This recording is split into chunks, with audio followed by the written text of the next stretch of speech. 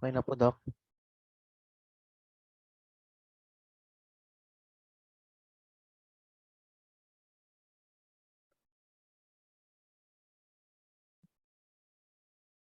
Okay, so we are now on team leadership under Church Leadership in Management 200, Strategic Church Leadership. Let's hear from book author John Adair.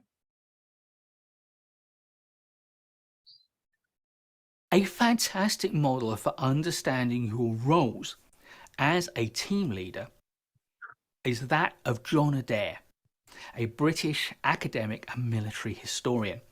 And his model is most often known as the 3 circles model. But its proper name is action-centered leadership.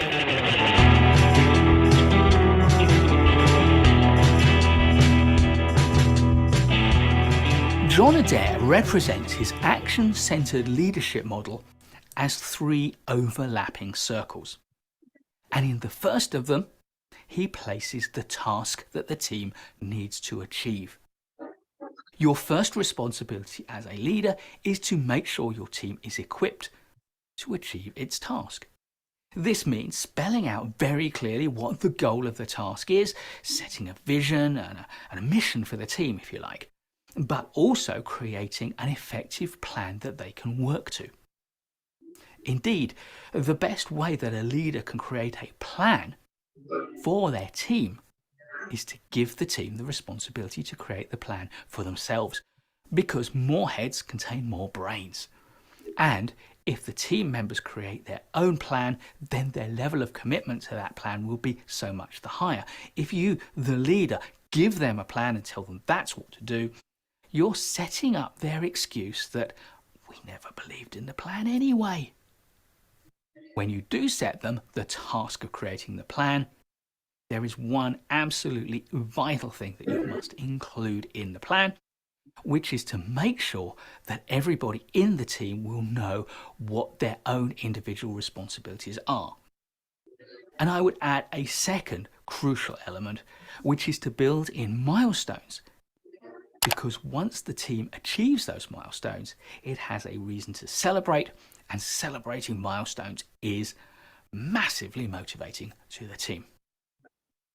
In the second of Adair's 3 circles, I am going to place building and maintaining the team.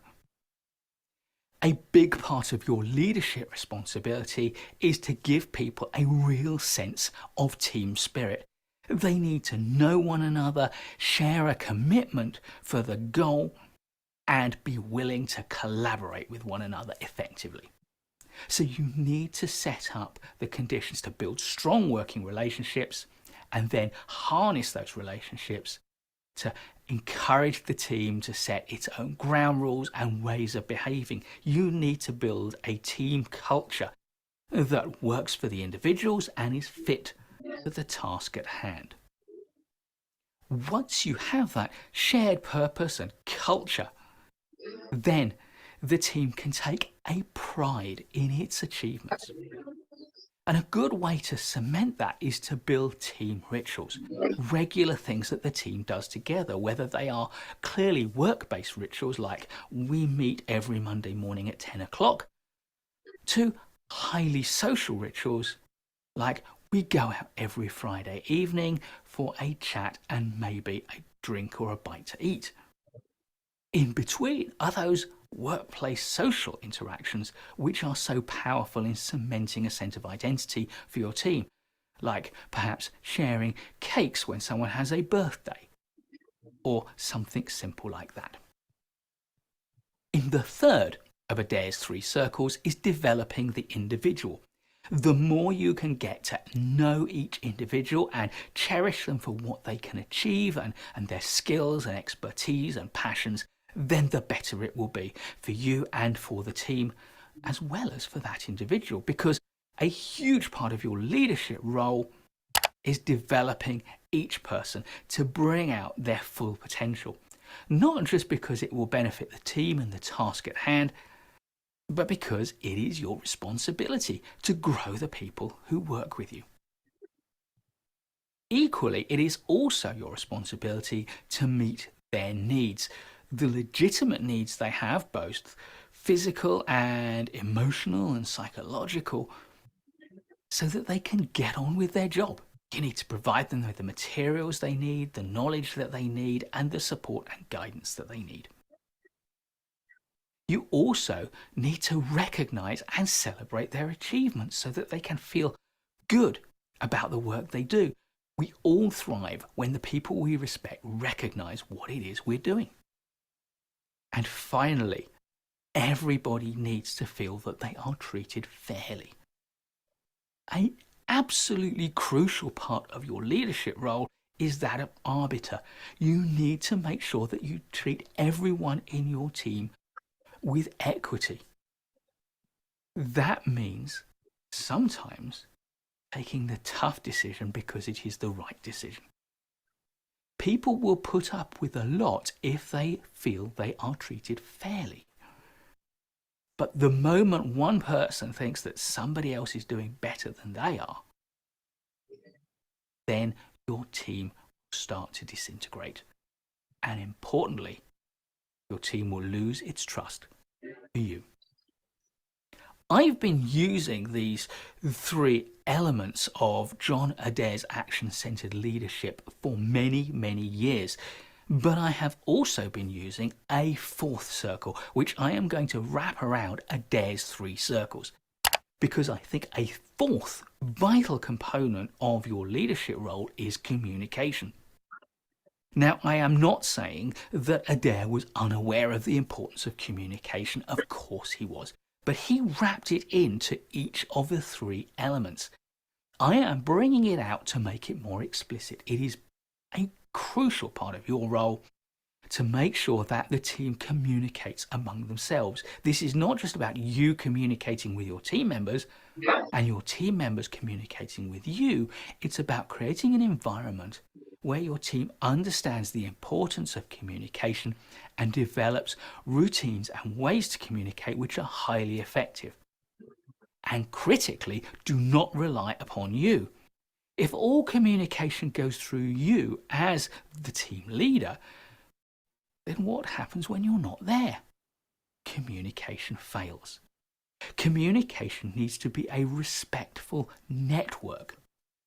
And by respectful, what I mean is that each individual needs to know that their job is not to communicate everything to everyone and so flood the whole team with useless information.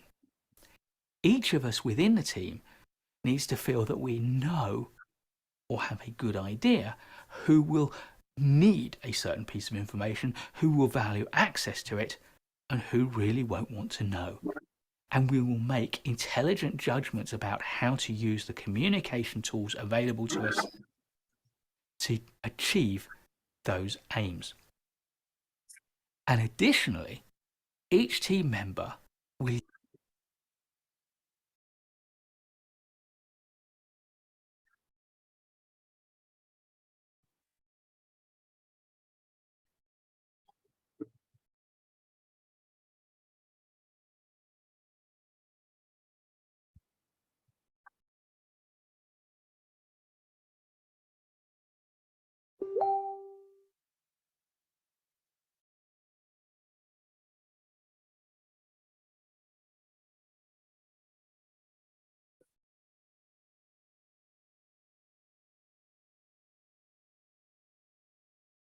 use those communication tools diligently and appropriately. A good team will discuss regularly how it's communicating and where the shortfalls are. They will celebrate the successes in their communication and find new procedures, new processes, new habits to make up for the weaknesses. John Adair gives us a brilliant model, action-centered leadership for understanding your role as a team leader. His three circles encompass the task at hand, the team itself, and the individual. And I have wrapped around them the crucial aspect of communication. Please do give us a thumbs up if you like this video. There's loads more great management courses content to come, so please do subscribe to our channel and hit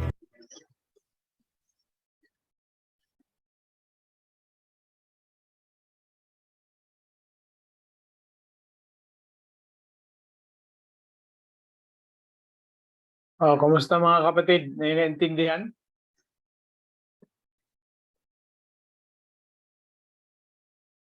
Meron do. English. Dalawa lang yun eh. No, dalawa lang may naintindihan at saka yung isa ay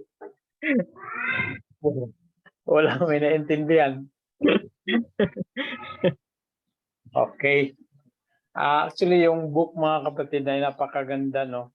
Ang iba ay napadalhan ko na at yung mga bago ay hindi pa siguro naka-receive ng book. No? So ipapadala ko na lang yan mga kapatid. Napakagandang aklat. It has, I think, 7 chapters.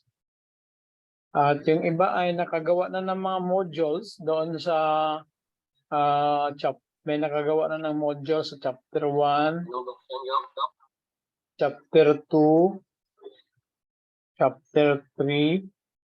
Pero ang iba hindi pa nakagawa ng module doon.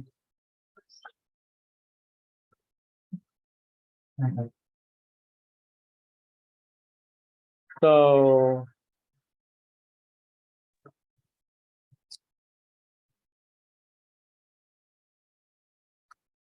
anong naintindihan niyo mga kapatid doon sa tatlong elements? Yung tinatawag na task, tinatawag na team, then the individual.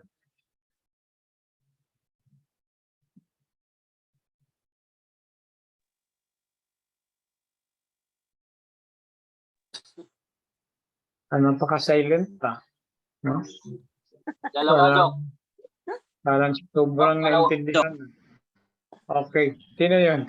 Dalawa.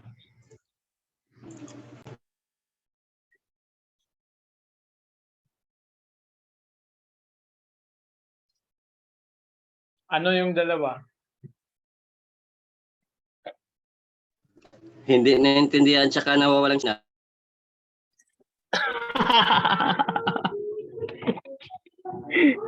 Yun lang. Yan lang.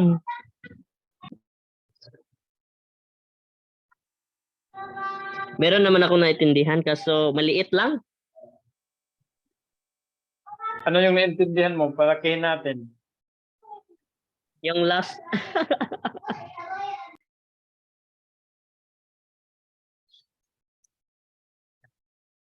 Kapatid, ano yun? Doc, yung communication sa team. Okay, communication. Kailangan maging maliwanag sa leader how to maintain, initiate and maintain the communication among the team members. Okay, so what particular communication? Yun yung portion na kwando, medyo choppy yung dating ng presentation. Open communication. Based on your experience sa corporate world, how do you communicate your visions, your mission and strategies to the team? Through continuous presentation from the corporate until it reaches the members of the whole organization. Okay. Say for example, your vision, your company vision. So, sabihin natin, no? When you served, how many years kayo po nag-serve sa isang corporation? 34 years, Doc. 34 years. So, okay, gawin natin na parang konting case study itong sa'yo, no? Let's talk about the corporate world na kinabilungan mo. Then let's take some lessons so that we can apply it in our strategic leadership. So for example, let's talk first about a vision. No? You have served as ano yung particular job mo sa company? Head ako nung conduct, head ako nung compliance department. Compliance department. What does the compliance department do? It assures that the operations, specifically doon sa operation side, is compliant to all government and international standards that the company needs to follow in order that they will live up to the standards of the company, and there should be minimal non-compliances or inferences during the operation. Okay, yung company niyo po ba may ISO certification? Opo, ISO yung sa environmental and health and safety.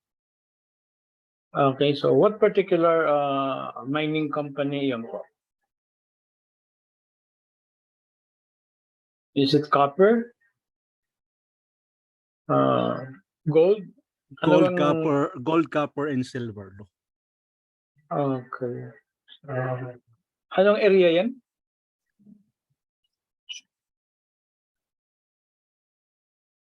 Anong lugar po yan? Sa may Tuba Benguet po. Benguet.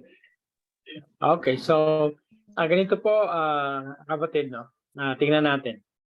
Okay, so your company must have a vision, right? Yes, Doc. As far as you can remember, what is the vision of the company? To become a world-class mining company. World-class mining company. Yes, Doc. Okay. Well, okay. So my comment on the vision is somewhat the vision statement is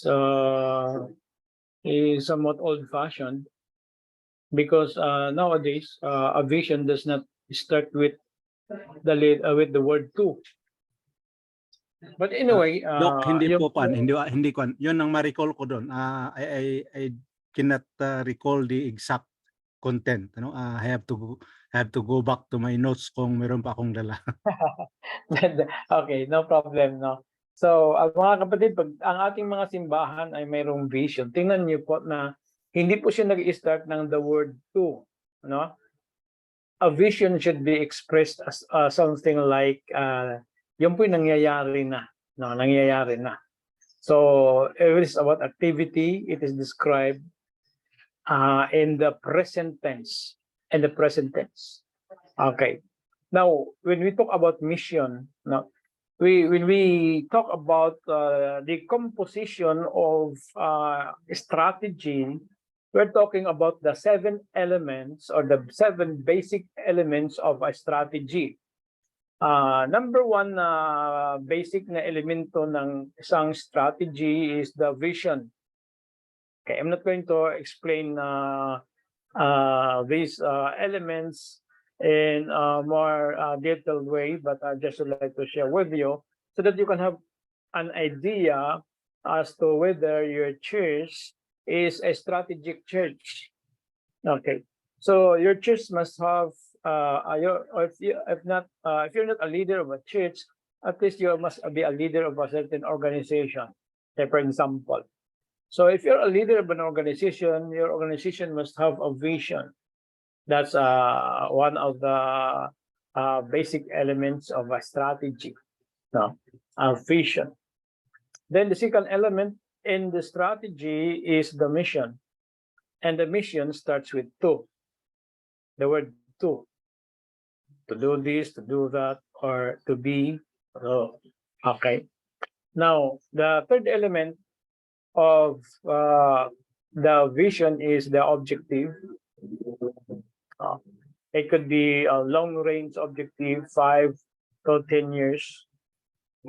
Then, after the objective is the strategy, the inner strategy. Now, please don't confuse the inner strategy and the overall strategy now and certain organization. Okay, the all-encompassing strategy is also called strategy, but there is a strategy within a strategy, and yun po ang mga gagawin in order to ito po yung mga nakalatag na mga gagawin para ma-realize yung short-term objectives, long-term objectives, at yung long-term objectives ay anchor doon sa tinatawag mission, no? Kasi usually the mission, mga kapatid, go along with the vision, almost halos magkapare-pareho lang po sila ng tinatawag na emphasis, although the mission is about the purpose and the vision is about what you can see as happening in the future of your organization. So we have the mission, objectives, then we have the strategy, and then after the strategy, you will have the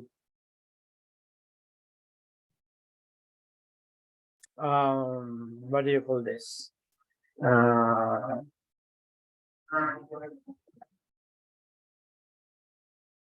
Okay, we have the so-called implementation.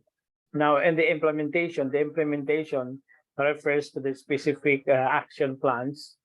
Okay, specific action plans, and these action plans is expressed in tasks. Sa tinatawag na tasks, mga kapatid, doon na po nagka-come in po yung tinatawag specific teams, no, that will accomplish the task.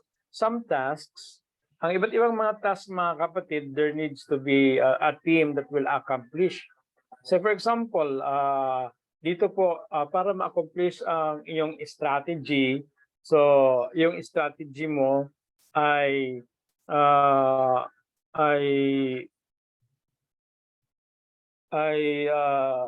dinivide mo na, no? You have divided it into certain implementation plans na tinatawag nating action plans. And sa action plans, mayroon po siyang mga tasks. So, kung ikaw po ay, for example, na-assign ka sa task na ang task ninyo sa team ninyo is about digital marketing. So, say for example, and we are going to that as a school, pero dinadahan-dahan lang po natin, mga kapatid, kasi we lack resources. Okay, we lack manpower, we're still scouting manpower. At ngayon po, mga kapatid, ay if you are assigned to the certain implementation plan or action plan, say for example, okay, in order to accomplish this particular strategy, we need to do some digital marketing, and digital marketing includes social media and the internet. Okay, so when we speak of the internet, we have the website, etc., etc. When you have social magic,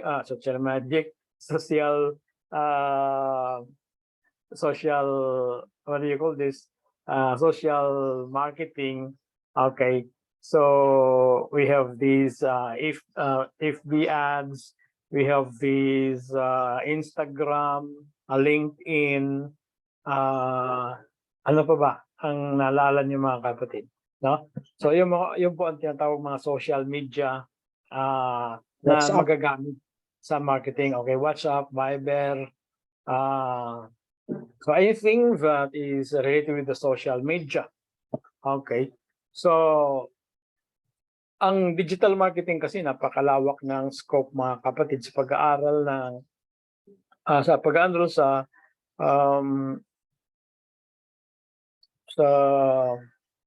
what do you call this, sa AIM or Asian Institute of Management, I think it's about 7 months na course, no? Pero dahil marami ng mga gumagawa ng mga media marketing ngayon, social media marketing, meron ng mga available na mga resources na magagamit natin para tayo po makapag-create ng tamang paraan about FB ads, about Instagram, LinkedIn, etc. No? Yung sa digital marketing natin mga kapatid, wala pa tayo niyan. Yun ang hinahanap ng school natin para maging vibrant yung ating marketing. Sa ngayon po, ang ating marketing is, ang tawag dito is word of mouth, no, word of mouth marketing. Kwentuhan lang, kwento-kwento, recruit, not necessarily recruit, no? Depende sa gusto niyong salitang gamitin, recruit or invite. That's in the power of your hand. Okay, so nag-invite, no? Usually yun pa rin, no? Although mayroong mga nag-respond sa ating educational marketing through the so-called advertising natin sa ating mga posts, no? May nag-respond, may nag-inquire, pero maliit lang mga kapatid. Kasi ang ating marketing strategy ay konti lang naman. Pero when it comes to team, meron talagang nag-handle, isang team talaga para sa digital marketing. At iniisip ko ngang ipa-training natin si kapatid na Alfred doon sa tinatawag na digital marketing. Kasi parang magaling siya dyan sa mga social media marketing. Say for example, si kapatid na Alfred, no, kung magustuhan niyang mag-handle ng digital marketing department ng LIMS, pwede nating ibigay sa kanya ang privilege na mag-serve as a volunteer sa ating school. Kasi puro lang naman tayo dito mga volunteer, mga kapatid, no? But we are still looking, no? Looking po tayo para maka-assemble tayo ng team. Okay, na-mention ko lang po yan mga kapatid as an example, no? Sa tinatawag tasks. I mean, tasks na ang task ay i-carry out ng isang team. Mayroong mga team mga kapatid na short term lang yung ano nila, kung mayroon lang ang task din ay very short term, hindi naman siya long term, no? So yun po ang function. So going back to the corporate world, no, by the way, tapusin ko na lang bago balikan natin yung company ni kapatid na Maxion, no? Okay, so we have implementation plan. Then after the implementation plan, there is also that evaluation. When we speak of evaluation, it involves the SWOT analysis. Ang SWOT analysis, bilang padaan lang po mga kapatid, ay nag-i-involve po ng 4 na mga aspeto, no? Yung tinatawag na, mayroon tinatawag na strength, analysis of the strength, analysis of our weaknesses, analysis of our opportunities, and analysis also of the threats. So yung tinatawag na strengths and weaknesses, ang tawag dyan ay internal. Ang opportunities naman at saka yung threat, yun po ang tinatawag external. Meaning to say, opportunities come from the outside, threats come from the outside, but strengths is in the inside and the weaknesses is in the inside. So, yun po ang ini-evaluate mga kapatid, strengths. Okay, ano bang gaano ba kalakas sa ating company ngayon in terms of human resources, financial resources, no? Tinitingnan po yan mga kapatid. That is part of the evaluation. So, tinitingnan din po yung strengths, no? Na-mention ko na ba? Strengths, tapos then weaknesses, no? Ano bang weaknesses ng ating company? Tinitingnan din yan. Okay, then we go to the opportunities. Ano bang opportunities? No, opportunities for growth, opportunities for expansion, opportunities for the so-called advancements. Ano bang mayroong opportunities? Say for example, Example, sabi natin,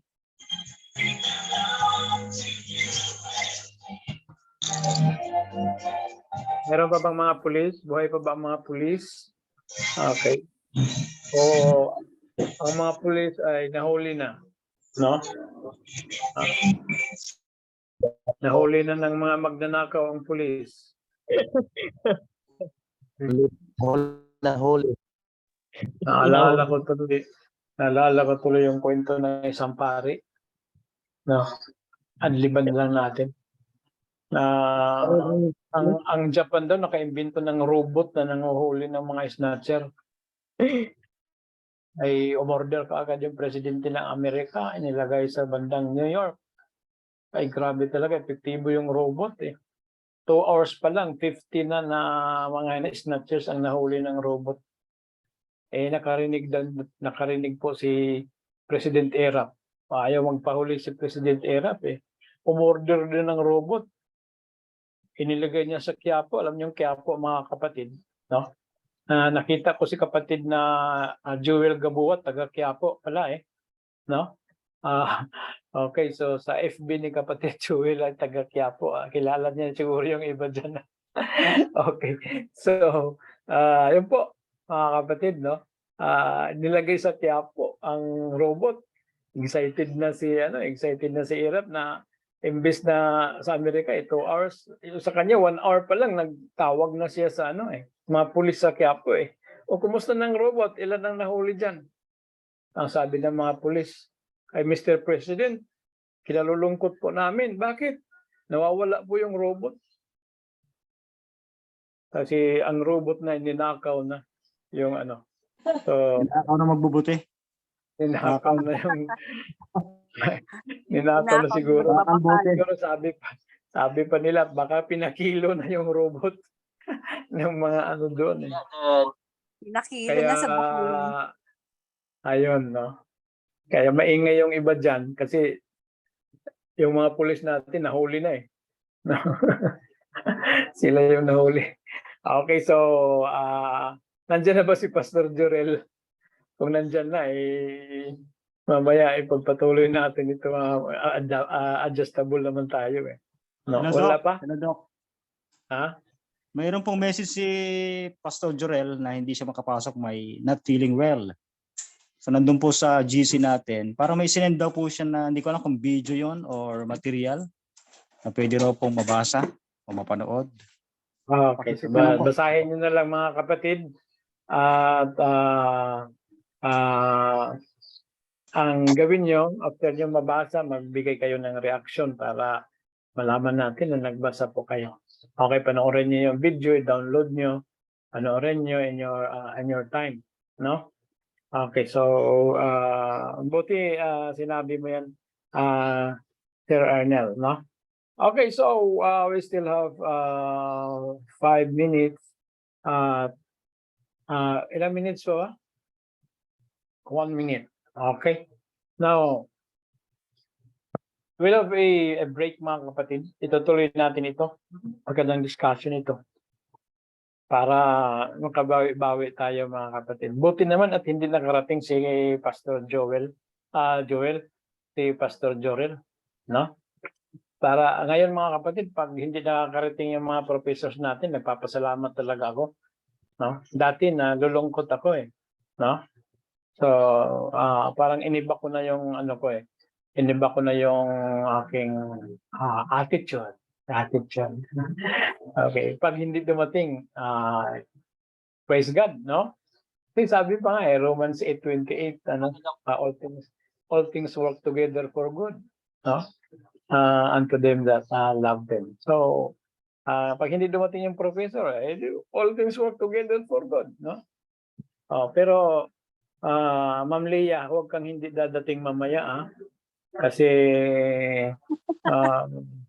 maganda na pa naman yung talakayan.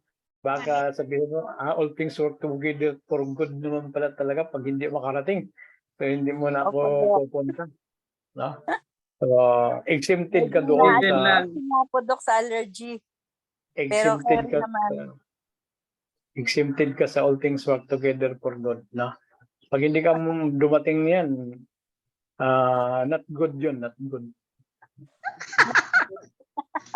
Yun lang. Ina-atching nga po, Doc, pero inom na lang ako ng anti-allergy. Walang problema, hindi naman yan dadaan sa airwaves, yung hatching. Okay. So, yun po, no? Itutuloy natin mamaya mga kapatid. I will give you a break, no? A break, no? We'll give you a break for a good break for 30 minutes para din ako ay makapagpahinga ng konti. Okay, so we'll get back here at 12:30 kung okay lang sa inyo, no?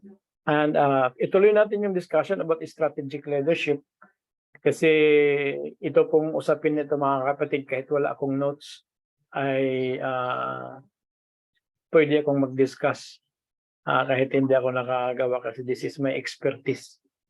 Okay. So, ayan. Mamaya balik po tayo 12:30. Break po.